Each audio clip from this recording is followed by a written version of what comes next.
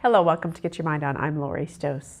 I was recently at a dinner where a number of our friends were gathered together in the house and on the deck, and I was sitting back listening to conversation, and it was a great, joyful conversation until I was observing, and all of a sudden, someone was talking about their mother-in-law and the challenges they were having with their mother-in-law.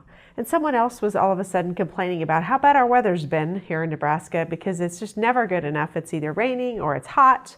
And then someone else was talking about their boss and how they really disliked their boss. And I was observing that environment and how joyful it was, but all of a sudden through the evening it turned into this conversation that became a conversation about complaints. So you really wonder, complaints are just excessive in our environment today, and really, why does that happen? When you sit back and observe and think about all the complaints in your day, first, how many times do you complain? Or how many times are you around others who are in a complaint mode? So why do we have complaints?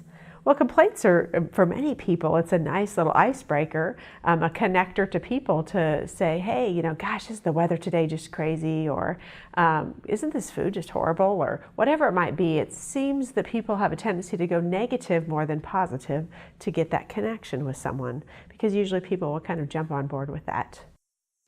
There are two types of complaints. One is instrumental complaints. Those are those complaints when we rant around the house, talking about our children's room and just wishing that they would pick up the mess that they have.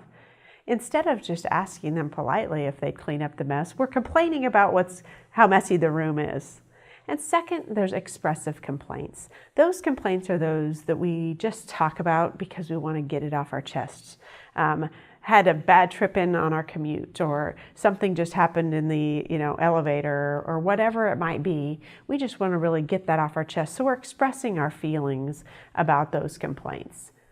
So how do then these types of things turn into that constant complaining and that negativity?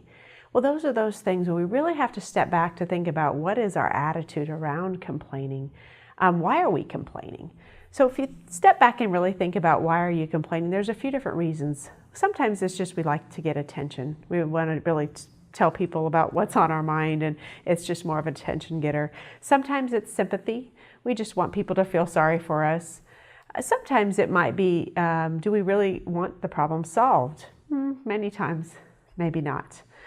So really, when you think about what those reasons are for our complaining, it's usually one of those different types of complaints.